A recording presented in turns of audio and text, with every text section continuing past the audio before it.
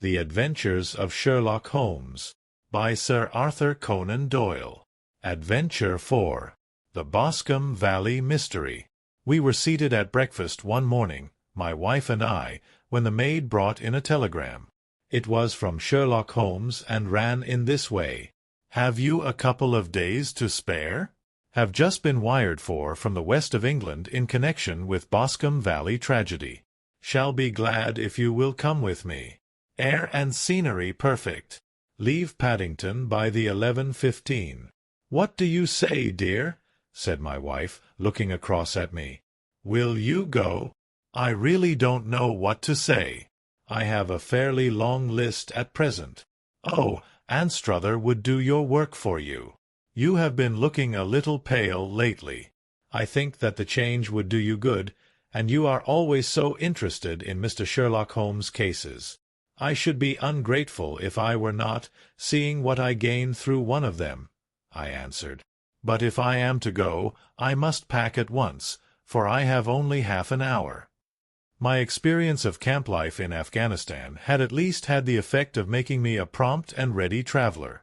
My wants were few and simple, so that in less than the time stated I was in a cab with my valise, rattling away to Paddington Station. Sherlock Holmes was pacing up and down the platform, his tall, gaunt figure made even gaunter and taller by his long grey travelling cloak and close-fitting cloth cap. "It is really very good of you to come, Watson," said he. "It makes a considerable difference to me, having someone with me on whom I can thoroughly rely. Local aid is always either worthless or else biased. If you will keep the 2 corner seats, I shall get the tickets." We had the carriage to ourselves save for an immense litter of papers which Holmes had brought with him. Among these he rummaged and read, with intervals of note-taking and of meditation, until we were past reading. Then he suddenly rolled them all into a gigantic ball and tossed them up onto the rack. "Have you heard anything of the case?" he asked. "Not a word. I have not seen a paper for some days. The London press has not had very full accounts. I have just been looking through all the recent papers in order to master the particulars. It seems, from what I gather, to be one of those simple cases which are so extremely difficult." That sounds a little paradoxical, but it is profoundly true. Singularity is almost invariably a clue. The more featureless and commonplace a crime is, the more difficult it is to bring it home. In this case, however, they have established a very serious case against the son of the murdered man. "It is a murder, then?" "Well, it is conjectured to be so. I shall take nothing for granted until I have the opportunity of looking personally into it. I will explain the state of things to you, as far as I have been able to understand it, in a very few words. Boscombe Valley is a country district not very far from Ross, in Herefordshire. The largest landed proprietor in that part is a Mr. John Turner, who made his money in Australia and returned some years ago to the old country. One of the farms which he held, that of Hatherley, was let to Mr. Charles McCarthy, who was also an ex-Australian. The men had known each other in the colonies, so that it was not unnatural that when they came to settle down they should do so as near each other as possible. Turner was apparently the richer man, so McCarthy became his tenant but still remained, it seems, upon terms of perfect equality, as they were frequently together. McCarthy had one son, a lad of 18, and Turner had an only daughter of the same age, but neither of them had wives living. They appear to have avoided the society of the neighbouring English families, and to have led retired lives, though both the McCarthys were fond of sport and were frequently seen at the race meetings of the neighbourhood. McCarthy kept 2 servants, a man and a girl. Turner had a considerable household, some half-dozen at the least. That is as much as I have been able to gather about the families. Now for the facts. On June 3rd, that is, on Monday last, McCarthy left his house at Hatherley about 3 in the afternoon and walked down to the Boscombe Pool, which is a small lake formed by the spreading out of the stream which runs down the Boscombe Valley. He had been out with his serving-man in the morning at Ross, and he had told the man that he must hurry, as he had an appointment of importance to keep at 3. From that appointment he never came back alive. From Hatherley Farmhouse to the Boscombe Pool is 1/4 of a mile, and 2 people saw him as he passed over this ground. One was an old woman, whose name is not mentioned, and the other was William Crowder, a gamekeeper in the employ of Mr. Turner. Both these witnesses depose that Mr. McCarthy was walking alone. The gamekeeper adds that within a few minutes of his seeing Mr. McCarthy pass, he had seen his son, Mr. James McCarthy, going the same way with a gun under his arm. To the best of his belief, the father was actually in sight at the time, and the son was following him. He thought no more of the matter until he heard in the evening of the tragedy that had occurred. The 2 McCarthys were seen after the time when William Crowder, the gamekeeper, lost sight of them. The Boscombe Pool is thickly wooded round, with just a fringe of grass and of reeds round the edge. A girl of 14, Patience Moran, who is the daughter of the lodgekeeper of the Boscombe Valley estate, was in one of the woods picking flowers. She states that while she was there she saw, at the border of the wood and close by the lake, Mr. McCarthy and his son, and that they appeared to be having a violent quarrel. She heard Mr. McCarthy the elder using very strong language to his son, and she saw the latter raise up his hand as if to strike his father. She was so frightened by their violence that she ran away and told her mother when she reached home that she had left the 2 McCarthys quarrelling near Boscombe Pool, and that she was afraid that they were going to fight. She had hardly said the words when young Mr. McCarthy came running up to the lodge to say that he had found his father dead in the wood, and to ask for the help of the lodgekeeper. He was much excited, without either his gun or his hat, and his right hand and sleeve were observed to be stained with fresh blood. On following him, they found the dead body stretched out upon the grass beside the pool. The head had been beaten in by repeated blows of some heavy and blunt weapon.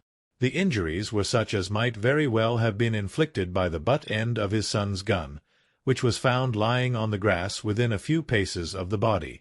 Under these circumstances the young man was instantly arrested, and a verdict of wilful murder having been returned at the inquest on Tuesday, he was on Wednesday brought before the magistrates at Ross, who have referred the case to the next assizes.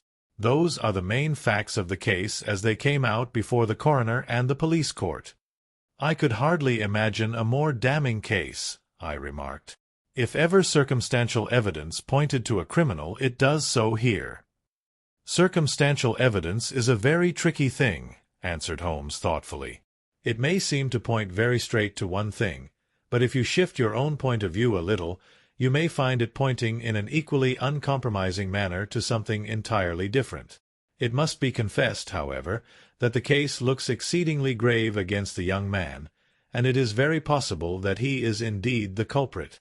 There are several people in the neighborhood, however, and among them Miss Turner, the daughter of the neighboring landowner, who believe in his innocence, and who have retained Lestrade, whom you may recollect in connection with the study in scarlet, to work out the case in his interest. Lestrade, being rather puzzled, has referred the case to me, and hence it is that 2 middle-aged gentlemen are flying westward at 50 miles an hour instead of quietly digesting their breakfasts at home. I am afraid, said I, that the facts are so obvious that you will find little credit to be gained out of this case. There is nothing more deceptive than an obvious fact, he answered, laughing. Besides, we may chance to hit upon some other obvious facts which may have been by no means obvious to Mr. Lestrade. You know me too well to think that I am boasting when I say that I shall either confirm or destroy his theory by means which he is quite incapable of employing, or even of understanding. To take the first example to hand, I very clearly perceive that in your bedroom the window is upon the right-hand side, and yet I question whether Mr. Lestrade would have noted even so self-evident a thing as that.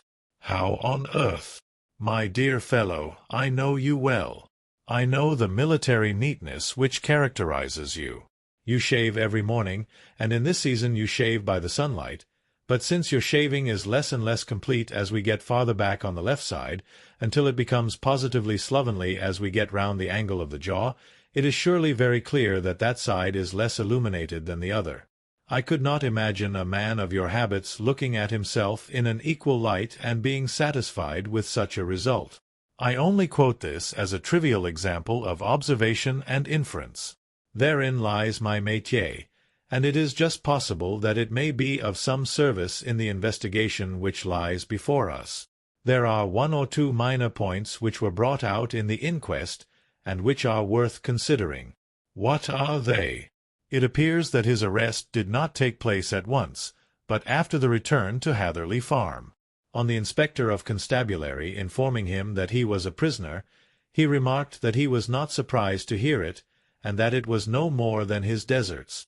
This observation of his had the natural effect of removing any traces of doubt which might have remained in the minds of the coroner's jury. "It was a confession," I ejaculated. "No, for it was followed by a protestation of innocence." Coming on the top of such a damning series of events, it was at least a most suspicious remark. "On the contrary," said Holmes, "it is the brightest rift which I can at present see in the clouds. However innocent he might be, he could not be such an absolute imbecile as not to see that the circumstances were very black against him. Had he appeared surprised at his own arrest, or feigned indignation at it, I should have looked upon it as highly suspicious, because such surprise or anger would not be natural under the circumstances, and yet might appear to be the best policy to a scheming man. His frank acceptance of the situation marks him as either an innocent man, or else as a man of considerable self-restraint and firmness. As to his remark about his deserts, it was also not unnatural if you consider that he stood beside the dead body of his father, and that there is no doubt that he had that very day so far forgotten his filial duty as to bandy words with him, and even, according to the little girl whose evidence is so important, to raise his hand as if to strike him. The self-reproach and contrition which are displayed in his remark appear to me to be the signs of a healthy mind rather than of a guilty one. I shook my head. "Many men have been hanged on far slighter evidence," I remarked. "So they have, and many men have been wrongfully hanged. What is the young man's own account of the matter? It is, I am afraid, not very encouraging to his supporters, though there are one or two points in it which are suggestive. You will find it here, and may read it for yourself." He picked out from his bundle a copy of the local Herefordshire paper, and having turned down the sheet, he pointed out the paragraph in which the unfortunate young man had given his own statement of what had occurred. I settled myself down in the corner of the carriage and read it very carefully. It ran in this way. Mr. James McCarthy, the only son of the deceased, was then called and gave evidence as follows. I had been away from home for 3 days at Bristol, and had only just returned upon the morning of last Monday, the 3rd. My father was absent from home at the time of my arrival, and I was informed by the maid that he had driven over to Ross with John Cobb, the groom. Shortly after my return I heard the wheels of his trap in the yard, and, looking out of my window, I saw him get out and walk rapidly out of the yard, though I was not aware in which direction he was going. I then took my gun and strolled out in the direction of the Boscombe pool, with the intention of visiting the rabbit warren which is upon the other side. On my way I saw William Crowder, the gamekeeper, as he had stated in his evidence, but he is mistaken in thinking that I was following my father. I had no idea that he was in front of me. When about 100 yards from the pool I heard a cry of "Cooey," which was a usual signal between my father and myself. I then hurried forward, and found him standing by the pool. He appeared to be much surprised at seeing me, and asked me rather roughly what I was doing there. A conversation ensued which led to high words and almost to blows, for my father was a man of a very violent temper. Seeing that his passion was becoming ungovernable, I left him and returned towards Hatherley Farm. I had not gone more than 150 yards, however, when I heard a hideous outcry behind me, which caused me to run back again. I found my father expiring upon the ground, with his head terribly injured. I dropped my gun and held him in my arms, but he almost instantly expired. I knelt beside him for some minutes, and then made my way to Mr. Turner's lodge-keeper, his house being the nearest, to ask for assistance. I saw no one near my father when I returned, and I have no idea how he came by his injuries. He was not a popular man, being somewhat cold and forbidding in his manners, but he had, as far as I know, no active enemies. I know nothing further of the matter. The coroner: Did your father make any statement to you before he died? Witness: He mumbled a few words, but I could only catch some allusion to a rat. The coroner: What did you understand by that? Witness: It conveyed no meaning to me. I thought that he was delirious. The coroner: What was the point upon which you and your father had this final quarrel? Witness: I should prefer not to answer. The coroner: I am afraid that I must press it. Witness: It is really impossible for me to tell you. I can assure you that it has nothing to do with the sad tragedy which followed. The coroner: That is for the court to decide. I need not point out to you that your refusal to answer will prejudice your case considerably in any future proceedings which may arise. Witness: I must still refuse. The coroner: I understand that the cry of "Cooey" was a common signal between you and your father? Witness: It was. The coroner: How was it, then, that he uttered it before he saw you, and before he even knew that you had returned from Bristol? Witness: With considerable confusion, I do not know. A juryman: Did you see nothing which aroused your suspicions when you returned on hearing the cry and found your father fatally injured? Witness: Nothing definite. The coroner: What do you mean? Witness: I was so disturbed and excited as I rushed out into the open that I could think of nothing except of my father. Yet I have a vague impression that as I ran forward something lay upon the ground to the left of me. It seemed to me to be something grey in color, a coat of some sort, or a plaid perhaps. When I rose from my father I looked round for it, but it was gone. Do you mean that it disappeared before you went for help? Yes, it was gone. You cannot say what it was? No, I had a feeling something was there. How far from the body? 12 yards or so. And how far from the edge of the wood? About the same. Then if it was removed it was while you were within 12 yards of it? Yes, but with my back towards it. This concluded the examination of the witness. I see, said I as I glanced down the column, that the coroner in his concluding remarks was rather severe upon young McCarthy. He calls attention, and with reason, to the discrepancy about his father having signalled to him before seeing him, also to his refusal to give details of his conversation with his father, and his singular account of his father's dying words. They are all, as he remarks, very much against the sun.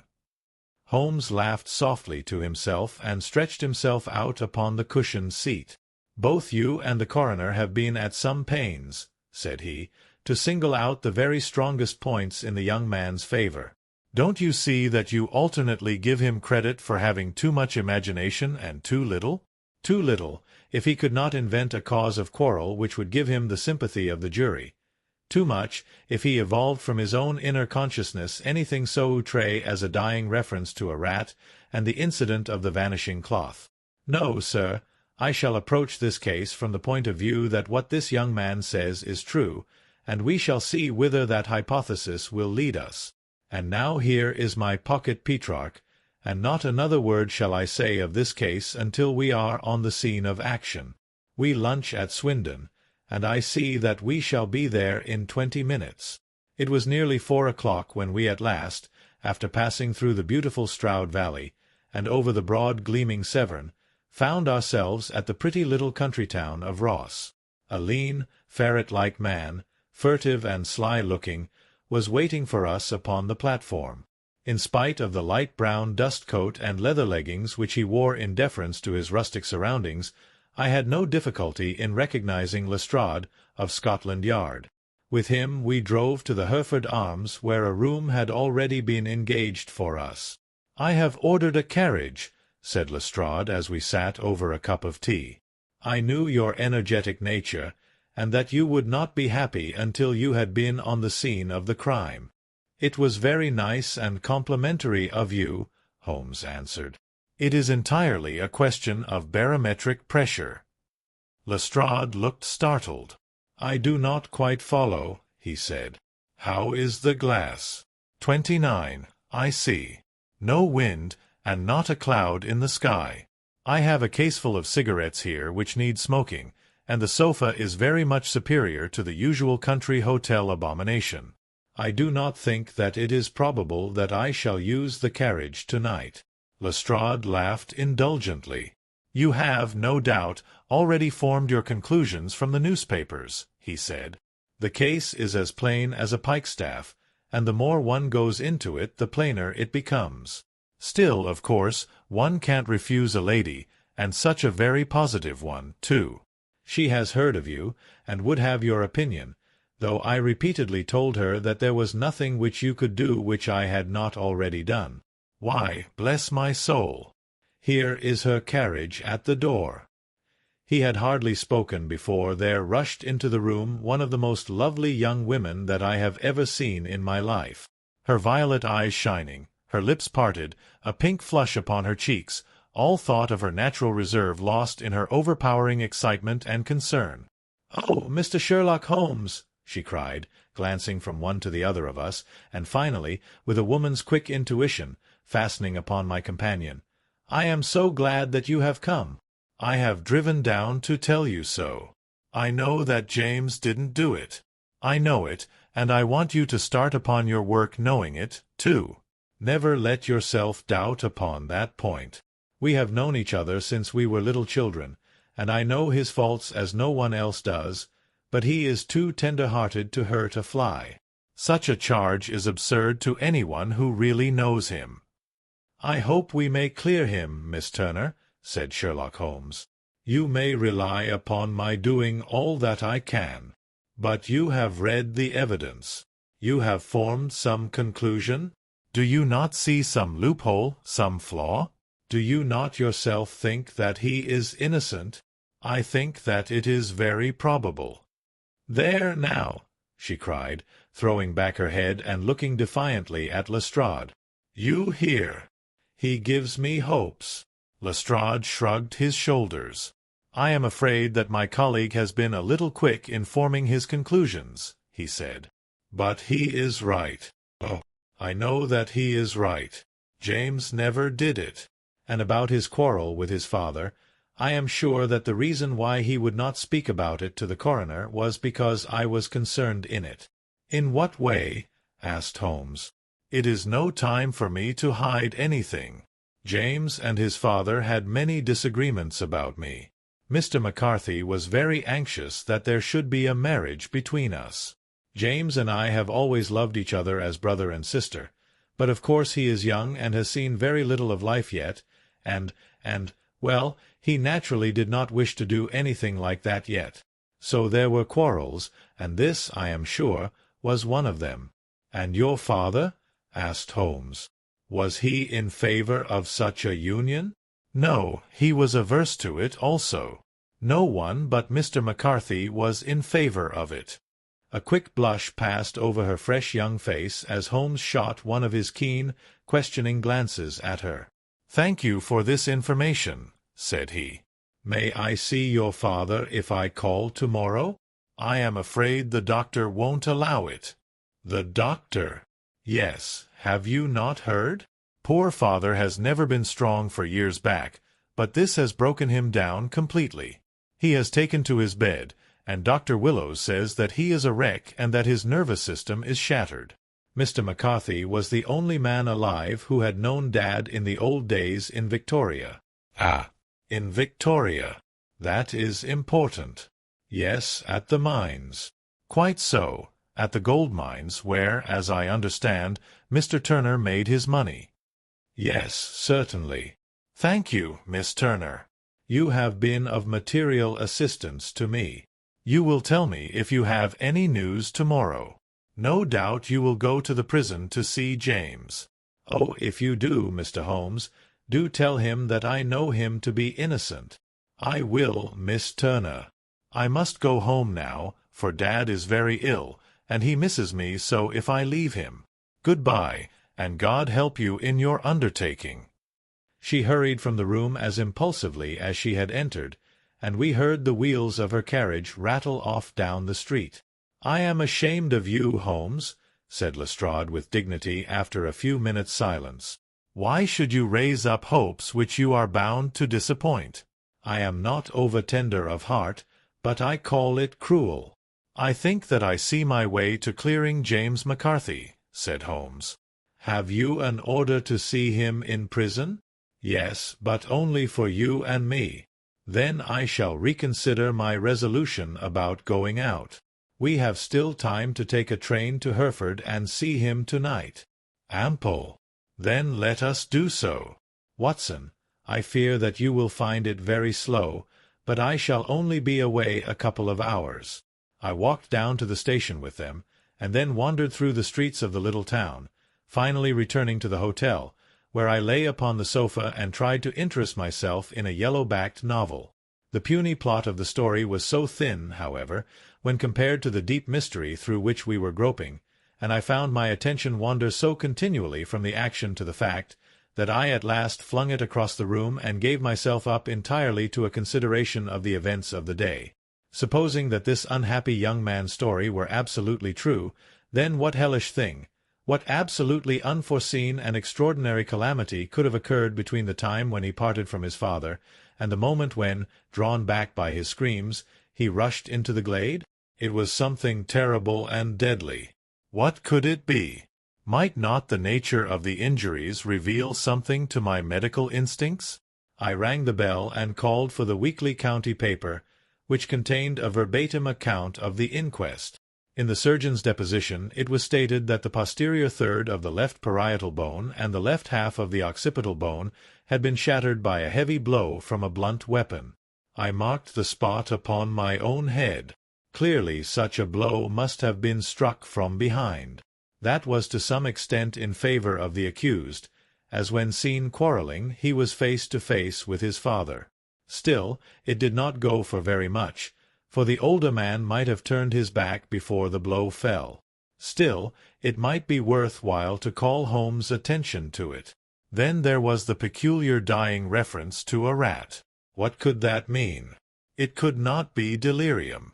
A man dying from a sudden blow does not commonly become delirious. No, it was more likely to be an attempt to explain how he met his fate. But what could it indicate? I cudgelled my brains to find some possible explanation. And then the incident of the grey cloth seen by young McCarthy. If that were true, the murderer must have dropped some part of his dress, presumably his overcoat, in his flight, and must have had the hardihood to return and to carry it away at the instant when the son was kneeling with his back turned not a dozen paces off. What a tissue of mysteries and improbabilities the whole thing was! I did not wonder at Lestrade's opinion, and yet I had so much faith in Sherlock Holmes' insight that I could not lose hope as long as every fresh fact seemed to strengthen his conviction of young McCarthy's innocence. It was late before Sherlock Holmes returned. He came back alone, for Lestrade was staying in lodgings in the town. "The glass still keeps very high," he remarked as he sat down. "It is of importance that it should not rain before we are able to go over the ground. On the other hand, a man should be at his very best and keenest for such nice work as that, and I did not wish to do it when fagged by a long journey. I have seen young McCarthy. And what did you learn from him? Nothing. Could he throw no light? None at all. I was inclined to think at one time that he knew who had done it and was screening him or her, but I am convinced now that he is as puzzled as everyone else. He is not a very quick-witted youth, though comely to look at and, I should think, sound at heart. I cannot admire his taste," I remarked, "if it is indeed a fact that he was averse to a marriage with so charming a young lady as this Miss Turner. Ah, thereby hangs a rather painful tale. This fellow is madly, insanely, in love with her, but some 2 years ago, when he was only a lad, and before he really knew her, for she had been away 5 years at a boarding school, what does the idiot do but get into the clutches of a barmaid in Bristol and marry her at a registry office? No one knows a word of the matter, but you can imagine how maddening it must be to him to be upbraided for not doing what he would give his very eyes to do, but what he knows to be absolutely impossible. It was sheer frenzy of this sort which made him throw his hands up into the air when his father, at their last interview, was goading him on to propose to Miss Turner. On the other hand, he had no means of supporting himself, and his father, who was by all accounts a very hard man, would have thrown him over utterly had he known the truth. It was with his barmaid wife that he had spent the last 3 days in Bristol, and his father did not know where he was. Mark that point. It is of importance. Good has come out of evil, however, for the barmaid, finding from the papers that he is in serious trouble and likely to be hanged, has thrown him over utterly and has written to him to say that she has a husband already in the Bermuda dockyard, so that there is really no tie between them. I think that that bit of news has consoled young McCarthy for all that he has suffered. But if he is innocent, who has done it? Ah, who? I would call your attention very particularly to 2 points. One is that the murdered man had an appointment with someone at the pool, and that the someone could not have been his son, for his son was away, and he did not know when he would return. The second is that the murdered man was heard to cry "Cooey" before he knew that his son had returned. Those are the crucial points upon which the case depends. And now let us talk about George Meredith, if you please, and we shall leave all minor matters until tomorrow. There was no rain, as Holmes had foretold, and the morning broke bright and cloudless. At 9 o'clock Lestrade called for us with the carriage, and we set off for Hatherley Farm and the Boscombe Pool. "There is serious news this morning," Lestrade observed. "It is said that Mr. Turner of the Hall is so ill that his life is despaired of." "An elderly man, I presume?" said Holmes. "About 60, but his constitution has been shattered by his life abroad, and he has been in failing health for some time. This business has had a very bad effect upon him. He was an old friend of McCarthy's, and, I may add, a great benefactor to him, for I have learned that he gave him Hatherley Farm rent-free." "Indeed! That is interesting," said Holmes. "Oh, yes. In 100 other ways he has helped him. Everybody about here speaks of his kindness to him." "Really? Does it not strike you as a little singular that this McCarthy, who appears to have had little of his own, and to have been under such obligations to Turner, should still talk of marrying his son to Turner's daughter, who is, presumably, heiress to the estate, and that in such a very cocksure manner, as if it were merely a case of a proposal and all else would follow? It is the more strange, since we know that Turner himself was averse to the idea. The daughter told us as much. Do you not deduce something from that?" "We have got to the deductions and the inferences," said Lestrade, winking at me. "I find it hard enough to tackle facts, Holmes, without flying away after theories and fancies." "You are right," said Holmes demurely. "You do find it very hard to tackle the facts. Anyhow, I have grasped one fact which you seem to find it difficult to get hold of," replied Lestrade with some warmth. "And that is?" "That McCarthy Sr. met his death from McCarthy Jr., and that all theories to the contrary are the merest moonshine." "Well, moonshine is a brighter thing than fog," said Holmes, laughing. "But I am very much mistaken if this is not Hatherley Farm upon the left." "Yes, that is it." It was a wide-spread, comfortable-looking building, 2-storied, slate-roofed, with great yellow blotches of lichen upon the grey walls. The drawn blinds and the smokeless chimneys, however, gave it a stricken look, as though the weight of this horror still lay heavy upon it. We called at the door, when the maid, at Holmes' request, showed us the boots which her master wore at the time of his death, and also a pair of the son's, though not the pair which he had then had. Having measured these very carefully from 7 or 8 different points, Holmes desired to be led to the courtyard, from which we all followed the winding track which led to Boscombe Pool. Sherlock Holmes was transformed when he was hot upon such a scent as this. Men who had only known the quiet thinker and logician of Baker Street would have failed to recognize him. His face flushed and darkened. His brows were drawn into 2 hard black lines, while his eyes shone out from beneath them with a steely glitter. His face was bent downward, his shoulders bowed, his lips compressed, and the veins stood out like whipcord in his long, sinewy neck. His nostrils seemed to dilate with a purely animal lust for the chase, and his mind was so absolutely concentrated upon the matter before him that a question or remark fell unheeded upon his ears, or, at the most, only provoked a quick, impatient snarl in reply. Swiftly and silently he made his way along the track which ran through the meadows, and so by way of the woods to the Boscombe pool. It was damp, marshy ground, as is all that district, and there were marks of many feet, both upon the path and amid the short grass which bounded it on either side. Sometimes Holmes would hurry on, sometimes stop dead, and once he made quite a little detour into the meadow. Lestrade and I walked behind him, the detective indifferent and contemptuous, while I watched my friend with the interest which sprang from the conviction that every one of his actions was directed towards a definite end. The Boscombe pool, which is a little reed-girt sheet of water some 50 yards across, is situated at the boundary between the Hatherley farm and the private park of the wealthy Mr. Turner. Above the woods which lined it upon the farther side we could see the red, jutting pinnacles which marked the site of the rich landowner's dwelling. On the Hatherley side of the pool the woods grew very thick, and there was a narrow belt of sodden grass 20 paces across between the edge of the trees and the reeds which lined the lake. Lestrade showed us the exact spot at which the body had been found, and, indeed, so moist was the ground that I could plainly see the traces which had been left by the fall of the stricken man. To Holmes, as I could see by his eager face and peering eyes, very many other things were to be read upon the trampled grass. He ran round, like a dog who is picking up a scent, and then turned upon my companion. "What did you go into the pool for?" he asked. "I fished about with a rake. I thought there might be some weapon or other trace. But how on earth? Oh, toot, toot! I have no time. That left foot of yours with its inward twist is all over the place. A mole could trace it, and there it vanishes among the reeds. Oh, how simple it would all have been had I been here before they came like a herd of buffalo and wallowed all over it.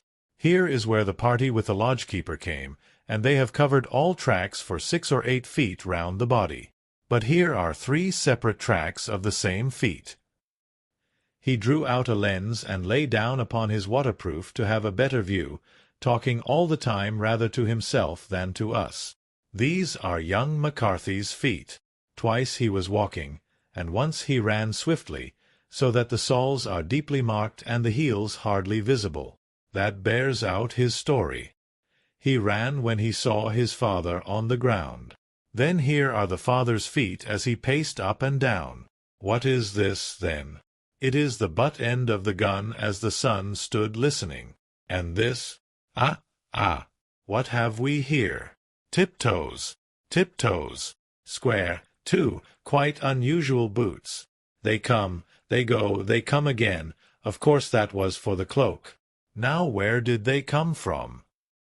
He ran up and down, sometimes losing, sometimes finding the track until we were well within the edge of the wood and under the shadow of a great beech, the largest tree in the neighborhood.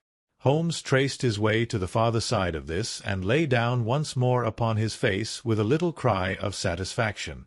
For a long time he remained there, turning over the leaves and dried sticks, gathering up what seemed to me to be dust into an envelope and examining with his lens not only the ground but even the bark of the tree as far as he could reach. A jagged stone was lying among the moss, and this also he carefully examined and retained. Then he followed a pathway through the wood until he came to the high road, where all traces were lost. "It has been a case of considerable interest," he remarked, returning to his natural manner. "I fancy that this grey house on the right must be the lodge. I think that I will go in and have a word with Moran, and perhaps write a little note. Having done that, we may drive back to our luncheon. You may walk to the cab, and I shall be with you presently." It was about 10 minutes before we regained our cab and drove back into Ross, Holmes still carrying with him the stone which he had picked up in the wood. "This may interest you, Lestrade," he remarked, holding it out. "The murder was done with it. I see no marks." "There are none." "How do you know, then?" "The grass was growing under it. It had only lain there a few days. There was no sign of a place whence it had been taken. It corresponds with the injuries. There is no sign of any other weapon. And the murderer is a tall man, left-handed, limps with the right leg, wears thick-soled shooting boots and a gray cloak, smokes Indian cigars, uses a cigar holder, and carries a blunt penknife in his pocket. There are several other indications, but these may be enough to aid us in our search." Lestrade laughed. "I am afraid that I am still a skeptic," he said. "Theories are all very well, but we have to deal with a hard-headed British jury." Nous verrons, answered Holmes calmly. "You work your own method, and I shall work mine. I shall be busy this afternoon, and shall probably return to London by the evening train." "And leave your case unfinished?" "No, finished. But the mystery? It is solved. Who was the criminal, then?" "The gentleman I describe." "But who is he? Surely it would not be difficult to find out. This is not such a populous neighborhood." Lestrade shrugged his shoulders. "I am a practical man," he said, "and I really cannot undertake to go about the country looking for a left-handed gentleman with a game leg. I should become the laughing-stock of Scotland Yard." "All right," said Holmes quietly.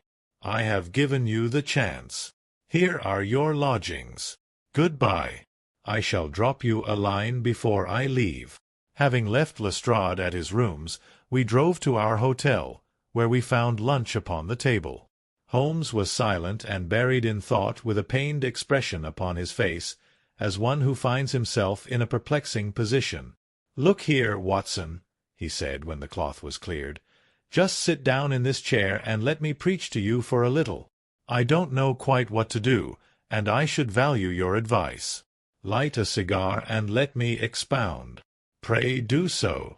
"Well, now, in considering this case, there are 2 points about young McCarthy's narrative which struck us both instantly, although they impressed me in his favor and you against him. One was the fact that his father should, according to his account, cry "Cooey" before seeing him. The other was his singular dying reference to a rat. He mumbled several words, you understand, but that was all that caught the son's ear. Now from this double point our research must commence, and we will begin it by presuming that what the lad says is absolutely true. What of this "Cooey," then? Well, obviously it could not have been meant for the son. The son, as far as he knew, was in Bristol. It was mere chance that he was within earshot. The "Cooey" was meant to attract the attention of whoever it was that he had the appointment with. But "Cooey" is a distinctly Australian cry, and one which is used between Australians. There is a strong presumption that the person whom McCarthy expected to meet him at Boscombe Pool was someone who had been in Australia. What of the rat, then?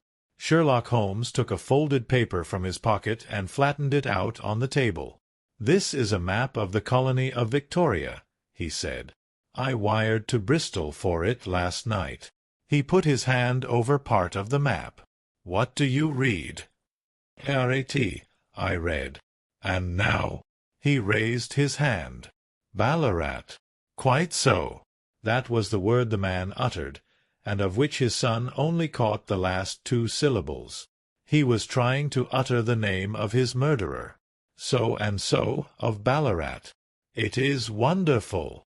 I exclaimed. "It is obvious." And now, you see, I had narrowed the field down considerably. The possession of a grey garment was a third point which, granting the son's statement to be correct, was a certainty. We have come now out of mere vagueness to the definite conception of an Australian from Ballarat with a grey cloak. Certainly. And one who was at home in the district, for the pool can only be approached by the farm or by the estate, where strangers could hardly wander. Quite so. Then comes our expedition of today. By an examination of the ground I gained the trifling details which I gave to that imbecile Lestrade as to the personality of the criminal. But how did you gain them? You know my method. It is founded upon the observation of trifles. His height I know that you might roughly judge from the length of his stride. His boots, too, might be told from their traces. Yes, They were peculiar boots. But his lameness? The impression of his right foot was always less distinct than his left. He put less weight upon it. Why? Because he limped, he was lame. But his left-handedness. You were yourself struck by the nature of the injury as recorded by the surgeon at the inquest. The blow was struck from immediately behind, and yet was upon the left side. Now, how can that be unless it were by a left-handed man? He had stood behind that tree during the interview between the father and son. He had even smoked there. I found the ash of a cigar, which my special knowledge of tobacco ashes enables me to pronounce as an Indian cigar. I have, as you know, devoted some attention to this, and written a little monograph on the ashes of 140 different varieties of pipe, cigar, and cigarette tobacco. Having found the ash, I then looked round and discovered the stump among the moss where he had tossed it. It was an Indian cigar, of the variety which are rolled in Rotterdam. And the cigar-holder? I could see that the end had not been in his mouth. Therefore he used a holder. The tip had been cut off, not bitten off, but the cut was not a clean one, so I deduced a blunt penknife.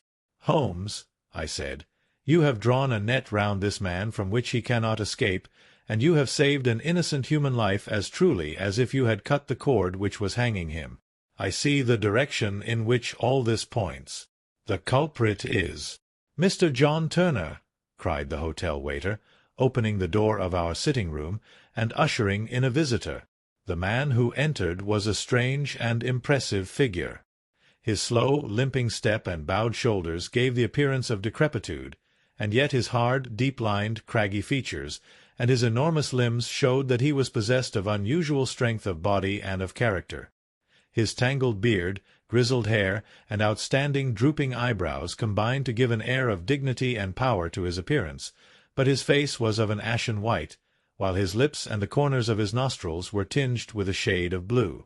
It was clear to me at a glance that he was in the grip of some deadly and chronic disease. "Pray sit down on the sofa," said Holmes gently. "You had my note?" "Yes, the lodge-keeper brought it up. You said that you wished to see me here to avoid scandal. I thought people would talk if I went to the hall." "And why did you wish to see me?" He looked across at my companion with despair in his weary eyes, as though his question was already answered. "Yes," said Holmes, answering the look rather than the words. "It is so. I know all about McCarthy." The old man sank his face in his hands. "God help me," he cried. "But I would not have let the young man come to harm. I give you my word that I would have spoken out if it went against him at the assizes." "I am glad to hear you say so," said Holmes gravely. "I would have spoken now had it not been for my dear girl. It would break her heart. It will break her heart when she hears that I am arrested." "It may not come to that," said Holmes. "What?" "I am no official agent. I understand that it was your daughter who required my presence here, and I am acting in her interests. Young McCarthy must be got off, however." "I am a dying man," said old Turner. "I have had diabetes for years. My doctor says it is a question whether I shall live a month. Yet I would rather die under my own roof than in a jail." Holmes rose and sat down at the table with his pen in his hand and a bundle of paper before him. "Just tell us the truth," he said. "I shall jot down the facts. You will sign it, and Watson here can witness it. Then I could produce your confession at the last extremity to save young McCarthy. I promise you that I shall not use it unless it is absolutely needed." "It's as well," said the old man. "It's a question whether I shall live to the assizes, so it matters little to me, but I should wish to spare Alice the shock. And now I will make the thing clear to you. It has been a long time in the acting, but will not take me long to tell. You didn't know this dead man, McCarthy. He was a devil incarnate. I tell you that. God keep you out of the clutches of such a man as he. His grip has been upon me these 20 years, and he has blasted my life. I'll tell you first how I came to be in his power. It was in the early 60s at the diggings. I was a young chap then, hot-blooded and reckless, ready to turn my hand at anything. I got among bad companions, took to drink, had no luck with my claim, took to the bush, and in a word became what you would call over here a highway robber. There were 6 of us, and we had a wild, free life of it, sticking up a station from time to time, or stopping the wagons on the road to the diggings. Black Jack of Ballarat was the name I went under, and our party is still remembered in the colony as the Ballarat Gang. One day a gold convoy came down from Ballarat to Melbourne, and we lay in wait for it and attacked it. There were 6 troopers and 6 of us, so it was a close thing, but we emptied 4 of their saddles at the first volley. 3 of our boys were killed, however, before we got the swag. I put my pistol to the head of the wagon driver, who was this very man McCarthy. I wish to the Lord that I had shot him then, but I spared him, though I saw his wicked little eyes fixed on my face, as though to remember every feature. We got away with the gold, became wealthy men, and made our way over to England without being suspected. There I parted from my old pals and determined to settle down to a quiet and respectable life. I bought this estate, which chanced to be in the market, and I set myself to do a little good with my money, to make up for the way in which I had earned it. I married, too, and though my wife died young, she left me my dear little Alice. Even when she was just a baby, her wee hand seemed to lead me down the right path as nothing else had ever done. In a word, I turned over a new leaf and did my best to make up for the past. All was going well when McCarthy laid his grip upon me. I had gone up to town about an investment, and I met him in Regent Street with hardly a coat to his back or a boot to his foot. "Here we are, Jack," says he, touching me on the arm. "We'll be as good as a family to you. There's 2 of us, me and my son, and you can have the keeping of us. If you don't, it's a fine, law-abiding country is England, and there's always a policeman within hail." Well, down they came to the West Country. There was no shaking them off, and there they have lived rent-free on my best land ever since. There was no rest for me, no peace, no forgetfulness. Turn where I would, there was his cunning, grinning face at my elbow. It grew worse as Alice grew up, for he soon saw I was more afraid of her knowing my past than of the police. Whatever he wanted he must have, and whatever it was I gave him without question, land, money, houses, until at last he asked a thing which I could not give. He asked for Alice. His son, you see, had grown up, and so had my girl, and as I was known to be in weak health, it seemed a fine stroke to him that his lad should step into the whole property. But there I was firm. I would not have his cursed stock mixed with mine. Not that I had any dislike to the lad, but his blood was in him, and that was enough. He stood firm. McCarthy threatened. I braved him to do his worst. We were to meet at the pool midway between our houses to talk it over. When I went down there, I found him talking with his son, so I smoked a cigar and waited behind a tree until he should be alone. But as I listened to his talk, all that was black and bitter in me seemed to come uppermost. He was urging his son to marry my daughter with as little regard for what she might think as if she were a slut from off the streets. It drove me mad to think that I and all that I held most dear should be in the power of such a man as this. Could I not snap the bond? I was already a dying and a desperate man. Though clear of mind and fairly strong of limb, I knew that my own fate was sealed.